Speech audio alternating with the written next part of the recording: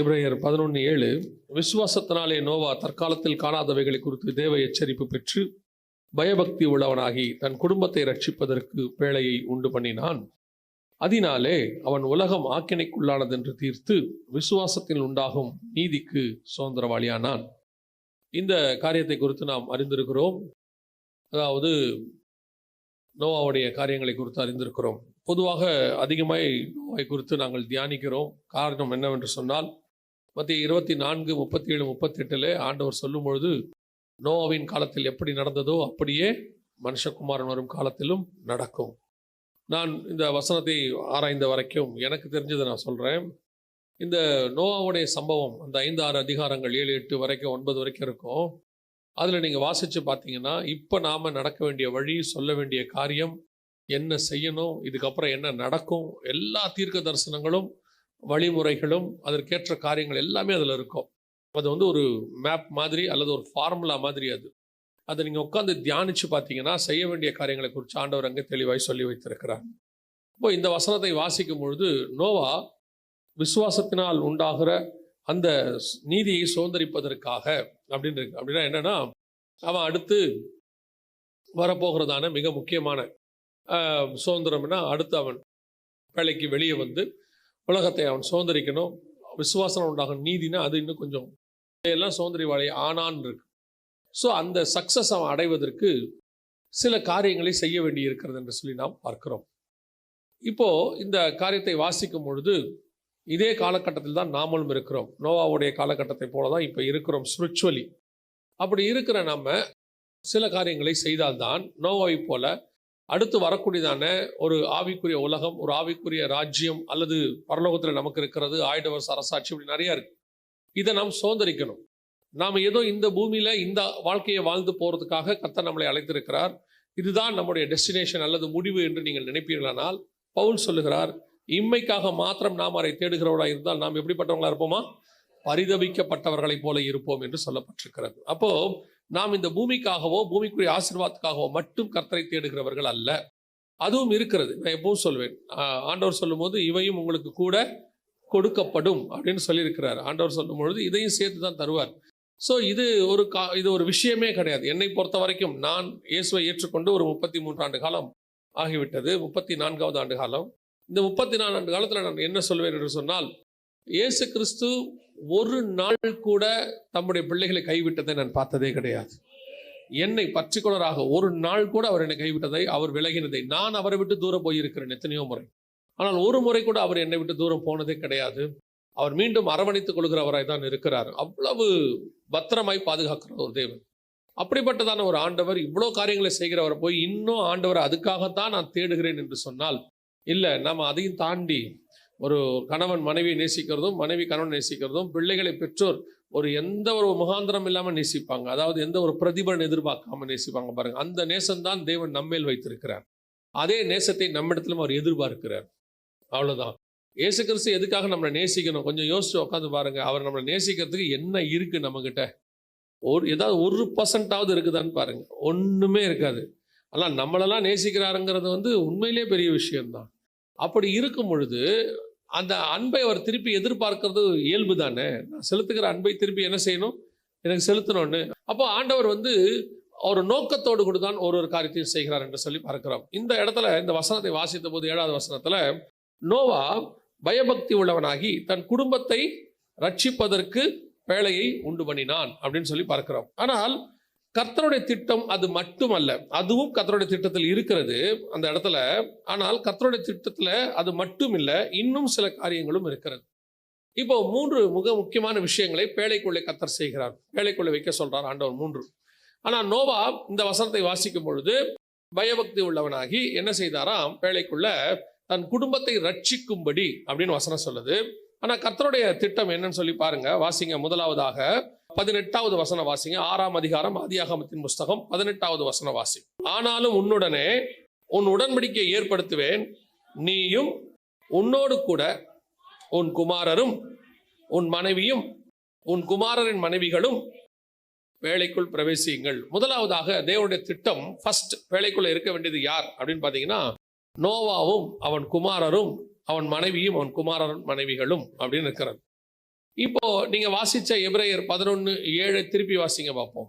விசுவாசத்தினாலே நோவா தற்காலத்திலே காணாதவைகளை குறித்து தேவ எச்சரிப்பு பெற்று பயபக்தி உள்ளவனாகி தன் குடும்பத்தை ரட்சிப்பதற்கு பேழையை உண்டு பண்ணினான். இதான் கர்த்தர் சொன்னார், நீயும் உன் குமாரரும் உன் மனைவியும் உன் குமாரரின் மனைவிகளும் பேழைக்குள் பிரவேசியுங்கள். இது கர்த்தர் ஃபர்ஸ்ட் சொன்னது.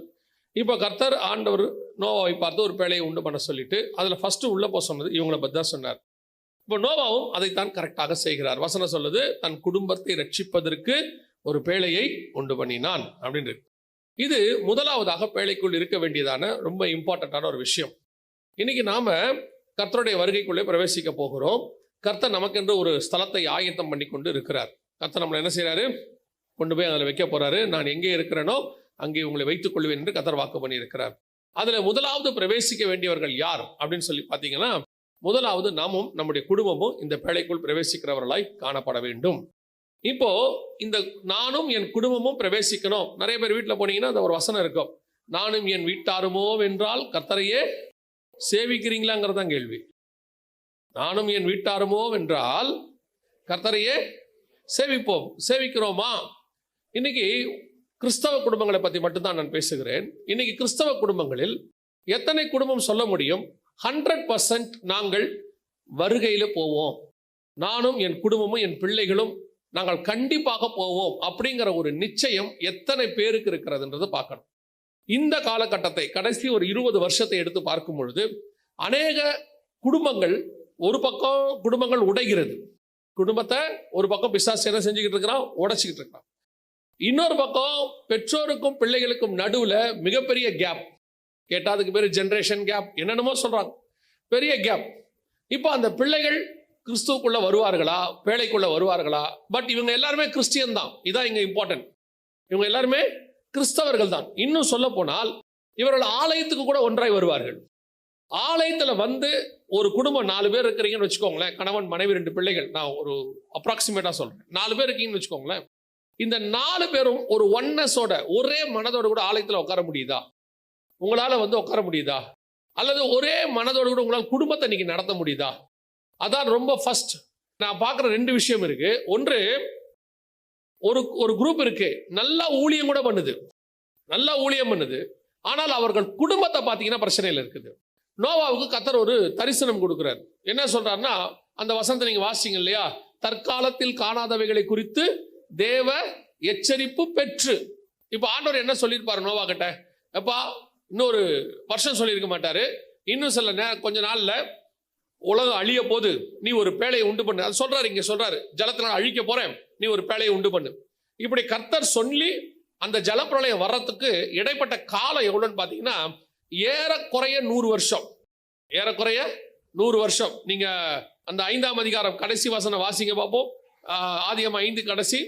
நோவா 500 வயதான போது சேம், காம், யாபேத் என்பவர்களை பெற்றான். 7ஆம் அதிகாரம் 11ஆம் வசனம்.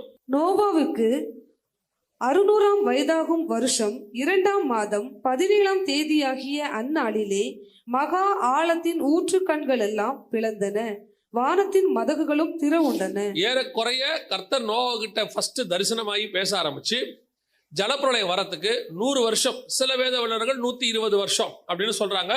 ஏறக்குறைய 100ல இருந்து 120க்குள்ள வச்சுக்கோங்களேன்.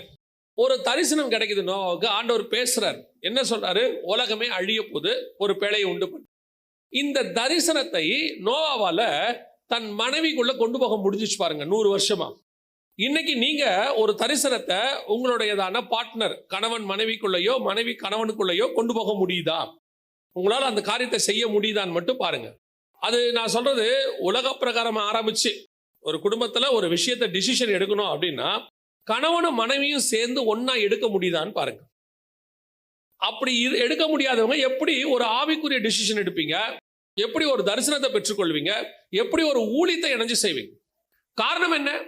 கர்த்தர் தான் உங்களோடு கூட பேசுகிறார், கர்த்தர் தான் ஒரு காரியத்தை சொல்றாரு. அதை ஏன் உங்களால உங்க பார்ட்னர் கிட்ட கொண்டு போக முடியல அப்படின்னா என்ன அர்த்தம்?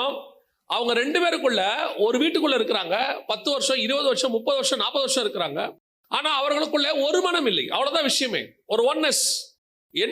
இந்த விஷயத்தை கர்த்தர் சொல்றாரு, இது கர்த்தர் சொல்லுவாரு இவங்களால புரிஞ்சிக்கவே முடியல. அவர்கள் ஒரே மாம்சமா இருப்பார்கள்னு வசனம் மட்டும் சொல்லுது. நாமளும் அப்படிதான் ஒரு உறுதிமொழி கொடுத்து வரோம். அப்படி கொண்டு வரும் பொழுது நம்மளால என்ன செய்ய முடியல? நம்ம மூளை சொல்றத கால் செய்து, மூளை சொல்றத கை செய்து. கண்ணுல தண்ணி வந்து ஆட்டோமேட்டிக்கா கை போய் தொடைக்குது. இதுக்கு சென்டரா இருந்து மூளை ஒரு ஐடியா கொடுக்குது, போய் தொடன்னு சொல்லி. இப்ப கண்ணு கேட்கல, நீ எனக்கு வந்து தொடன்னு சொல்ல. அப்ப ஒரே மாம்சம்னா என்ன? இங்க நடக்கிறோம், இங்க நடக்கும், ஒரு அந்த ஒன்னஸ் வருது பாருங்களேன். அப்படி தேவனுடைய திட்டத்திலேயோ அல்லது உலக பிரகாரமா கர்த்தர் கொடுக்கிற ஆலோசனையிலையோ உங்களால் ஒருமனப்பட்டு செயல்பட முடியுதா? ஒன்னு டாமினேஷன் இருக்கு. என்ன டாமினேஷன் இருக்கு? நான் தான் செய்வேன் இப்படிதான் அப்படின்னு. இல்லையா முடியாதுன்னு அப்படியே பிரிவினை இருக்கு.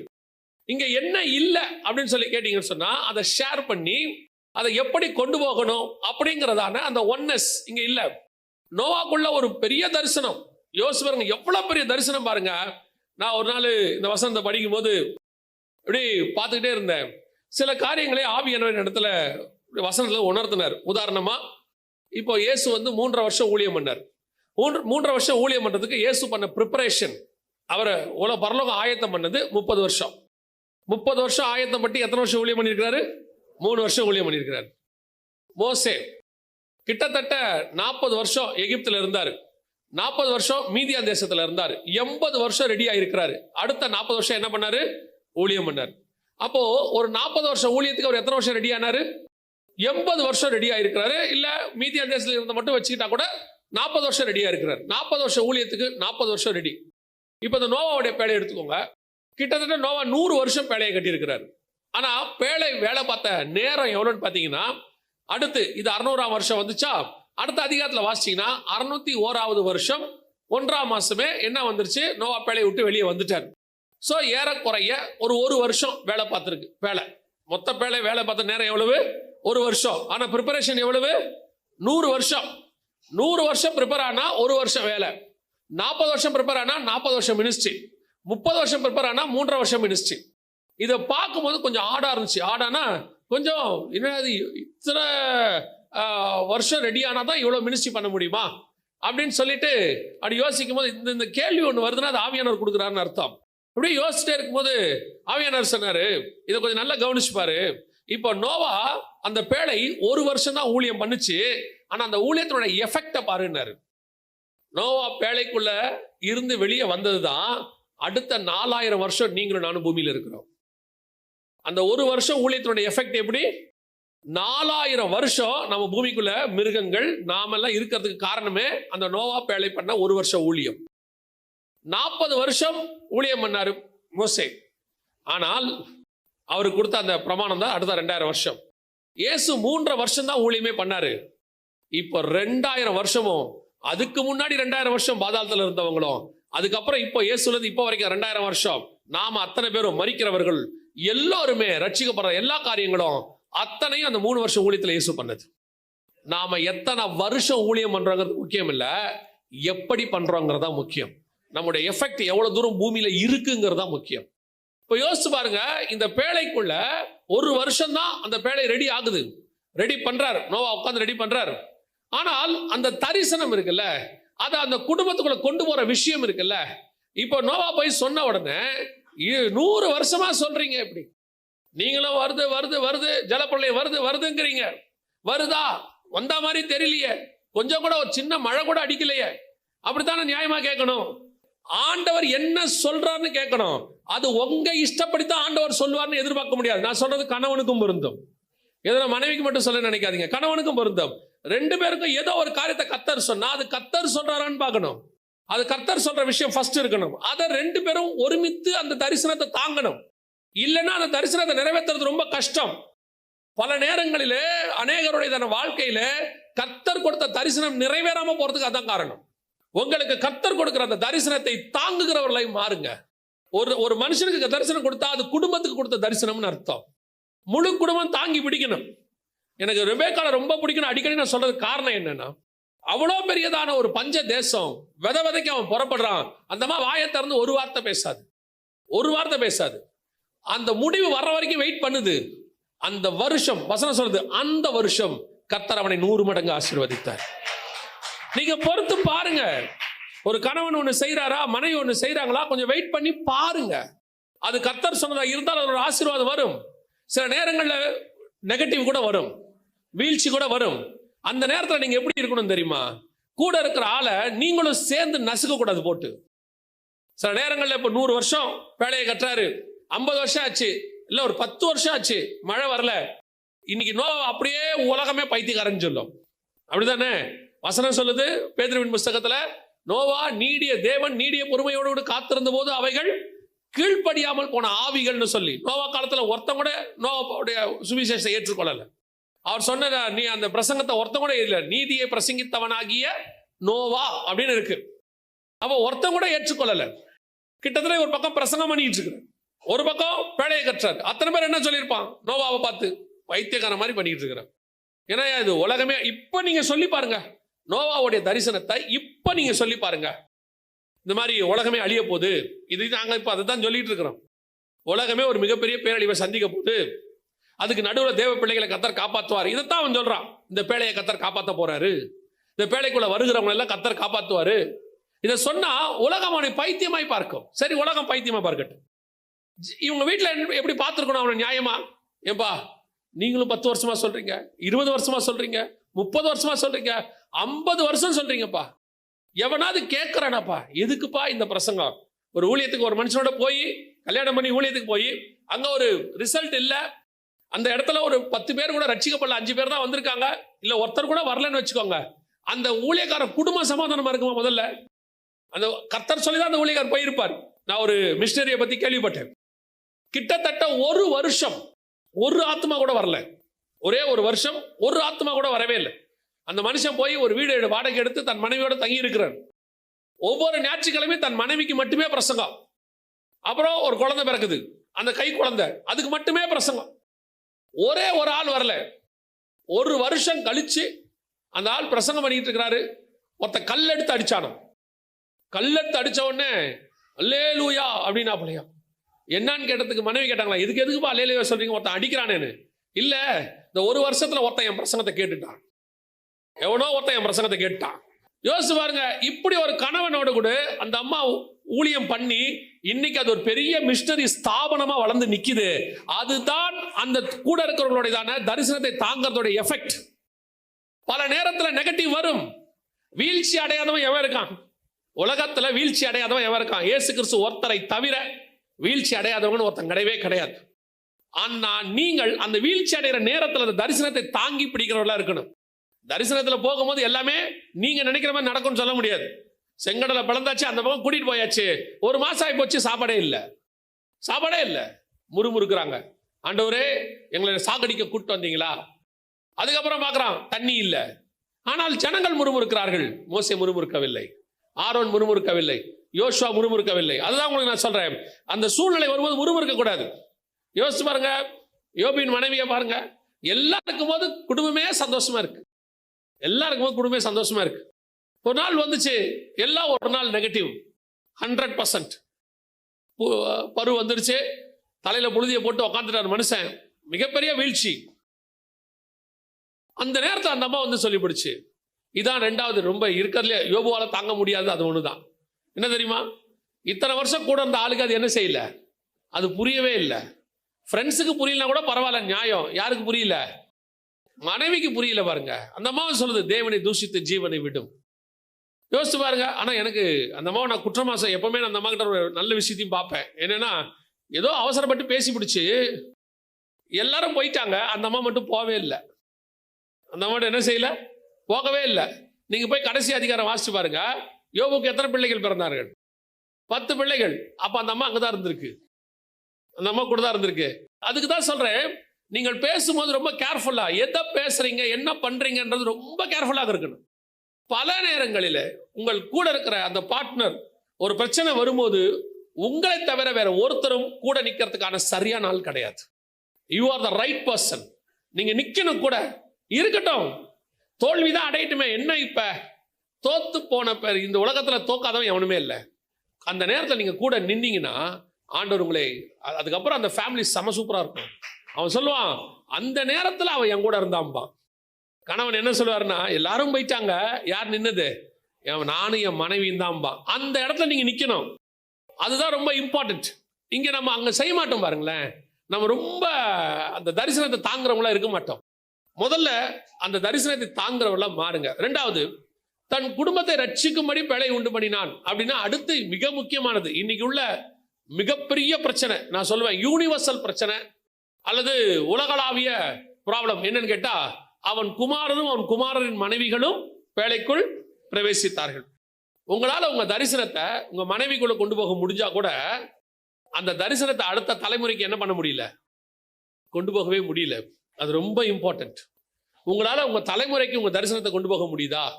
கர்த்தர் உங்களுக்கு வச்ச ஒரு ஆவிக்குரிய வாழ்க்கை, நீங்க கடந்து வந்த பாதை, இதை உங்க பிள்ளைகளுக்கு உங்களால் கொண்டு போக முடியுதா? நிறைய பெற்றோர் இப்ப சொல்லக்கூடதான மிக முக்கியமான விஷயம் என்ன அப்படின்னு கேட்டீங்கன்னா, ஜப குறிப்புல எங்களுக்கு வர ஜப குறிப்புல நிறைய என்ன ஜப குறிப்புனா, பிள்ளைகள் ரட்சிப்பு. பிள்ளைகள் ரட்சிப்புக்கு தான் அதிகமா ஜெபம் பண்றாங்க. ஒண்ணு குடும்பம் பிரியுது, இல்ல பிள்ளைகள் ரட்சிப்பு. இந்த ரெண்டு தான் எங்களுக்கு வர அதிகப்படியான ஜப குறிப்பு. என்ன காரணம் அப்படின்னு கேட்டீங்கன்னா, இப்போ நோவாவுக்குள்ள அந்த தரிசனம் யாருக்குள்ள வந்துருச்சு? அவங்க பிள்ளைகளுக்குள்ள வந்துருச்சு. ஆனா மோசே கிட்ட இருந்த தரிசனம் யாருக்குள்ள வரல? அவன் சந்ததிக்குள்ள வரல. அதே மாதிரி சாமுவேல் மாதிரி அவங்க பசங்க இல்ல, ஏலி மாதிரி அவங்க பசங்க இல்ல, தாவீது மாதிரி அவன் பசங்க இல்ல. அப்பனா என்ன அர்த்தம்? இவங்க எல்லாருமே பரிசுத்தவான்கள், இவங்க எல்லாம் தரிசனம் உள்ளவர்கள், இவங்கெல்லாம் கர்த்தரால் அழைக்கப்பட்டவர்கள். ஆனா இவங்களுக்குள்ள இருக்கிற தரிசனம் யாருக்குள்ள வரல? அடுத்த தலைமுறைக்குள்ள வரல. இதுல ஒரு குரூப் இப்படி இருக்கு. எந்த குரூப் தெரியுமா? இது கொஞ்சமா இருப்போம், ஆனா இப்படி ஒரு குரூப் இருக்கு. எந்த குரூப்னா, இந்த எசேக்கியா ராஜா மாதிரி ஒரு குரூப் இருக்கு. எசேக்கியா ராஜா கிட்ட ஆண்டவர் சொல்லுவாரு, நீ இப்படி பாபிலோன்காரங்களாம் சுத்தி காட்டின, உன் தேசம் இந்த மாதிரி சிறைப்பட்டு போகும் அப்படின்னு. அவன் ரொம்ப துக்கமாவான். ஐயோ அப்படின்னு உடனே ஆண்டவர் சொல்லுவாரு, சரி உன் காலத்துல நடக்காது, உன் பிள்ளைகள் காலத்தில் நடக்கும். உடனே ராஜா சொல்லுவான், என் காலத்தில் நடக்காமல் இருந்தால் சரி. இப்படி ஒரு குரூப் இருக்குது. இப்போ கொஞ்சம் இந்த கடைசி காலத்துல அன்பு தனிந்து போகணும் இருக்குல்ல, அந்த தனிந்து போன அன்புல ஒரு குரூப் என்னன்னா, தாய் தகப்பனுடைய அன்பு தனிஞ்சு போச்சு. பிள்ளைகள் எக்கடு கேட்டாலும் பரவாயில்ல, பிள்ளைகள் எக்கடு கேட்டாலும் பரவாயில்ல, நம்ம நல்லா சந்தோஷமா ஜாலியா இருந்துட்டு போயிடணும் அப்படின்னு இருக்கு. இப்ப இருக்கான்னு கேக்குறீங்களா? உலகம் முழுக்க அப்படி ஒரு குரூப் இருக்கு. பிள்ளைகள் என்ன பண்ணாலும் பரவாயில்ல, நம்ம நல்லா இருக்கணும். அப்படியே கொஞ்சம் சொல்லுவாங்க, நம்ம என்னங்க பண்ண முடியும், வளர்த்து விட்டுட்டோம், இதுக்கு மேல அவங்களாச்சு, அவங்க ஃபேமிலி ஆச்சு அப்படிம்பாங்க. இல்லைங்க, உங்களுக்குள்ள இருக்கிற அந்த தரிசனம், உங்களுக்குள்ள இருக்கிற ஆசீர்வாதம், கர்த்தர் உங்களுக்கு கொடுத்த வாக்குத்தத்தம் உங்கள் தலைமுறைக்கும் போகணும். அதை கொண்டு போய் சேர்க்க வேண்டிய பொறுப்பு உங்க கையில தான் இருக்குது. நீங்க அதை செய்றீங்களான்றதா இப்ப கேள்வி. பிள்ளைகளுக்கு நீங்கள் என்ன பண்றீங்க? நல்ல படிப்பு கொடுக்குறீங்க, சொத்து வாங்கி கொடுக்குறீங்க, அப்புறம் அவங்களுக்கு ஒரு நல்ல எதிர்காலம் ரெடி பண்ணணும்னு சொல்லி நல்ல படிக்க வச்சு மாப்பிள்ளை பார்த்து பொண்ணு பார்த்து பண்ணி வைக்க. ஆனா உண்மையில நீங்க கொடுக்க வேண்டியது என்ன தெரியுமா? நீங்கள் இந்த ஆசீர்வாதமா இருக்கீங்களா, அதுக்கு காரணமான இயேசுவை தான் உங்கள் பிள்ளைகளுக்கு நீங்க ஃபர்ஸ்ட் கொடுத்துருக்கணும். ஏன் தெரியுமா? இது எதுவுமே இல்லாவிட்டால் உங்கள் பிள்ளைகளுக்கிட்ட இயேசு இருந்தார்னா அவர் உங்களுக்கு கொடுத்த மாதிரி உங்க பிள்ளைகளுக்கு அதை கொடுத்துருவார். ஆனா இது எதுவுமே கொடுத்துட்டு, எல்லாத்தையும் கொடுத்துட்டு இயேசுவை கொடுக்காம விட்டுட்டீங்கன்னா ஒரு நாள் இது எல்லாமே அழிஞ்சு போயிடும். இது இன்னைக்கு இருக்கிற ஆவிக்குரிய பெற்றோர் அல்லது கிறிஸ்தவ பெற்றோர்கள்ட்ட இருக்க டிராபேக். பிள்ளைகளுக்கு என்ன கொடுக்குறீங்க? சர்ச்சை கூட்டு வரதுல எவ்வளவு இம்பார்ட்டன்ஸ் கொடுக்குறீங்க? ஞாயிற்றுக்கிழமை ஒரு கிளாஸ், ஸ்பெஷல் கிளாஸ்னா தேவையில்லை, நான் ஸ்கூலுக்கு போல அல்லது காலேஜுக்கு போல அல்லது எக்ஸாமுக்கு போல சர்ச்சுக்கு தான் போவேன்னு கரெக்டா சொல்ற பெற்றோர் எத்தனை பேர்? நீங்க எத்தனை பெற்றோர் சொல்லுவீங்க? உங்களுக்கு பிசாசு சோதனையே வைக்கிறான், கர்த்தர் அனுமதிக்கிறார் அந்த சோதனையை. எக்ஸாம் சண்டே தான் வைக்கிறாங்க. இப்ப 6 நாள் இருக்கு, 6 நாள்ல முக்கியமான எக்ஸாம்ஸ் எல்லாம் பாருங்க சண்டே வைக்கிறான். அதுக்கு அவன் ஒரு காரணம் சொல்றான். உங்களுக்கு 6 நாள் இருக்கு, அவன் 6 நாள் வைக்கிறது இல்ல. இது உங்களுக்கு வைக்கப்பட்ட விசுவாச சோதனை. சர்ச்சா எக்ஸாமா? ஒரு காலகட்டம் வரைக்கும் நான் சொல்லுவேன், போன தலைமுறை நாங்க விசுவாசியா இருக்கிற காலகட்டம் வரைக்கும் எங்களுக்கு வச்ச டெஸ்ட் சர்ச்சா வேலையா, சர்ச்சா வேலையா, இவ்வளவுதான் எங்களுக்கு வச்ச டெஸ்ட். நாங்க ஒரு தீர்மானம் எடுத்தோம், வேலை கிடையாது சர்ச்சு அப்படின்னு ஒரு தீர்மானம் எடுத்தோம். நான் சொல்லுவேன், என் வாழ்க்கையில் 2 சாட்சி சொல்லுவேன். நான் வந்து ஆரம்பத்தில் ஒரு கடை வச்சு வேலை பார்த்துட்டு இருந்தபோது, அப்போ திடீர்னு ஞாயிற்றுக்கிழமை காலையில் கடைக்கு போயிட்டு சாயங்காலமாக தான் ஆராதனைக்கு போவேன் நான். இப்போ ஒரு நாள் ஆண்டவர் கேட்டார், ஃபர்ஸ்ட் ப்ரிஃபரன்ஸ் எனக்கா வேலைக்கா அப்படின்னு கேட்டார். உங்களுக்கு தான் ஆண்டவரே, அப்போ காலையில் ஆராதனைக்கு வாண்டார். இது எனக்கு ஆவியானவர் உணர்த்துறது, யாரும் சொல்லலை. நான் எங்கள் கடையில் சொன்னேன், நான் காலைல வரமாட்டேன், நான் வந்து இந்த மாதிரி ஆராதனைக்கு போகிறேன் அப்படின்னு சொன்னேன். உடனே என் கூட இருந்தவங்களாம் சொன்னாங்க, இந்த கடையை கர்த்தர் தானே உனக்கு ஆசீர்வதிச்சு கொடுத்தாரு, அதை நீ பத்திரமா பார்க்கணுமா இல்லையா? நம்ம ஆட்கள் அப்படி ஞானமாக பேசுவான், நம்ம ஆண்டவர் அதோட ஞானமாக பேசுவார். அவர் சொன்னார், என்ன ஈசாக்கை நான் தானே கொடுத்தேன், ஆமாம் நான் தானே கேட்டேன், தருவியா தர மாட்டியா? நான் ஆசீர்வதிச்சு கொடுத்த கடையாகவே இருக்கட்டும், இப்போ கடையா நானா? ஒரு நாள் சொல்லிட்டேன், இன்னிலேருந்து வரமாட்டேன் காலையில். இப்போ எல்லாருமே சொன்ன வார்த்தை, நீ உன் பிஸ்னஸ் நாசமாக போக போகுது. எவனாவது பிஸ்னஸை விட்டு இப்படி போவானா? நான் போனேன். நான் சொல்லுவேன், என் வாழ்க்கையில் அந்த அந்த ஒரு தீர்மானம் நான் நம்புகிறேன், பரலோகம் எனக்கு வச்ச டெஸ்ட்டுன்னு நான் நம்புகிறேன். அன்னைக்கு எடுத்த தீர்மானம், ஒரு நாள் இனி எனக்கு வேலை இல்லை, நான் சபைதான் தீர்மானம் எடுத்தேன். இன்னைக்கு கர்த்தருடைய கிருபையினால 7 நாளும் சபைக்கு போவதுக்கு கர்த்தர் எனக்கு கிருபை தந்திருக்கிறார். ஏதாவது ஒரு இடத்துல கர்த்தரை நிற்க வைக்கிறார். 2வது டெஸ்ட். அதுக்கப்புறம் எனக்கு வெளிநாட்டில் ஒரு வேலை கிடச்சிச்சு. வெளிநாட்டில் ஒரு வேலை கிடைச்ச உடனே அங்கே போனோம். கிட்டத்தட்ட 1 மாதம் வேலையே கிடைக்கல. கிடைக்குன்னு சொல்லி கூப்பிட்டு போனாங்க, வேலை கிடைக்கல. கடைசியாக ஒரு வேலை கிடச்சிச்சு. அந்த வேலைக்கு போன உடனே அந்த இன்டர்வியூவில் அவர் கேட்குறாரு, வெரி இம்பார்ட்டன்ட்பா, எங்களுக்கு சண்டே ஒர்க் பண்ணணும் அப்படின்னாரு. அவர் சொன்னது, ஏன்னா இது டூரிஸ்ட் ஸ்பாட்டு, இங்கே சண்டே தான் கூட்டம் நிறையா இருக்கும், நீ சண்டே யூ மஸ்ட் ஒர்க் அப்படின்னாரு. நான் சொன்னேன், சாரி சார், சண்டே ஒர்க் பண்ண முடியாது, இல்லை நான் வேணா 6 நாள் ஒர்க் பண்ணுறேன், ஓவர் ஷிஃப்ட் கூட பண்ணுவேன், சண்டே ஒர்க் பண்ண மாட்டேன். உடனே அவர், அப்போ வேலை இல்லை பண்ணார். Okay sir, thank you. ஆனால் அவர் வந்து தமிழர். இப்போ அவர் போகும்போது கேட்டார், அப்படி உனக்கு என்ன சண்டேல இம்பார்ட்டண்ட்டான வேலை இருக்குது அப்படின்னாரு. ஏன்னா அந்த ஊருக்காரங்களாம் சண்டேல ரொம்ப ஜாலியாக டைம் ஸ்பெண்ட் பண்ணுவாங்க, வெளியே போய் சந்தோஷமாக இருப்பாங்க. அதனால் அவர் நினச்சிட்டு கேட்டார், அப்படி என்ன உனக்கு ரொம்ப இம்பார்ட்டன்ட் சண்டே உனக்கு வேலை இருக்குன்னாரு. நான் ஒன்றுமே சொல்ல, சர்ச்சுக்கு போகணும் சார் அப்படின்னு. பெரிய விஷயம், அந்த ஊரில் யாரும் சர்ச்சுக்கு போக மாட்டாங்க, அவங்களாம் சர்ச்சுக்கே போக மாட்டாங்க. அவங்களாம் கிறிஸ்தவ நாடு அது, ஆனால் சர்ச்சுக்கே போகாத நாடு. அப்போ அவர் சொன்னார், சர்ச்சுக்கு போகணுமா, சர்ச்சுக்காகவாது ஞாயிற்றுக்கிழமை லீவ் கேட்குறேன்னாரு. ஆமான்னு. அவருக்கு என்ன ஆண்டவர் பேசினார் தெரில. கர்த்தர் சொல்லுவார்ல, ராஜாவின் கண்களில் தயவு கிடைத்தது, அந்த மாதிரி அவர் சரிப்பா லீவ் எடுத்துக்கோன்ட்டார். ஆனால் 6 நாளும் காலைல 6 மணிலேருந்து நைட்டு 10 மணி வரைக்கும் வேலை வாங்குவார். வேலை நடக்கும்னா, ஆனால் ஞாயிற்றுக்கிழமை லீவ் கொடுத்துருவாங்க. நான் சொல்லுவேன், அதை பரலோகம் பார்க்குது நமக்கு. நீ கொஞ்சத்தில் உண்மையாய் இருந்தால் அநேகத்தில் கர்த்தர் அதிபதியாய் வைப்பார். உங்க பிள்ளைகளுக்குள்ள சொல்ல வேண்டியது இந்த விசுவாசம் தான். நீங்க காசை கொடுத்துட்டு எப்படி காசை பத்திரமா ஹேண்டில் பண்ணணும்னு சொல்றது 2வது. நீ எப்படி உனக்கு கொடுக்கப்படுகிற சொத்தை பத்திரமா பாதுகாக்கணுங்கிறது 2வது. உன் பிசினஸ் உங்க பசங்க எப்படி பத்திரமா பார்த்துக்கணும்னு சொல்லி கொடுக்கறது 2வது. ஆனால் உனக்குள்ளே கர்த்தர் கொடுத்த அந்த விசுவாசத்தை எப்படி வர்த்திக்கப்படணும் உங்க பையனுக்கு சொல்லி கொடுக்கணும் பாருங்க, அதுதான் ஃபர்ஸ்ட். இன்னைக்கு உங்களுக்குள்ள இருக்கிற ஆவிக்குரிய காரியம் போல இன்னைக்கு இருக்கிற பெற்றோருக்கு அந்த ஞானம் இல்லை. அவங்க என்ன நினைக்கிறாங்க, நான் கஷ்டப்பட்டு சொத்து சேர்த்துட்டேன், இத பிள்ளைங்கள் பத்திரமா பார்த்துக்கிட்டா போதும். அதை பார்த்துக்கிறதுக்கு ஒரே வழி ஆண்டவராக இயேசு கிறிஸ்து கூட இருக்கிறது மட்டுமே. வேற எப்படி இல்லாமல் ராஜ்யபாரமே உங்க கையில இருந்தாலும் போயிடும். தாவீதின் ராஜ்யபாரம் தேவன் இல்லாமல் நடந்த உடனே அந்த ராஜ்யபாரமே 2ஆ போச்சு. தேவன் கூட இருந்ததுனால அந்த ராஜ்யபாரம் 40 வருஷம் ஒரு பிரச்சனை இல்லாம இருந்துச்சு. அப்ப ராஜ்யபாரம் நடப்பதற்கு காரணம் உன் ஞானம் அல்ல, உங்கள் அறிவல்ல, உங்கள் அனுபவம் அல்ல. ஆடு மேய்க்கிறவனை ராஜாவாய் மாத்த கர்த்தரால் முடியும். ஆனா பிறந்ததிலிருந்தே சாலமோன் ராஜா, இளவரசனாக வளர்ந்தவன், அவனால ராஜ்யபாரத்தை நிக்க வைக்க முடியல பாருங்க. ஆனா ஆடு மேய்க்கிறவனால 40 வருஷம் ராஜ்யபாரத்தை நிக்க வைக்க முடிச்சு. காரணம் என்ன தெரியுமா?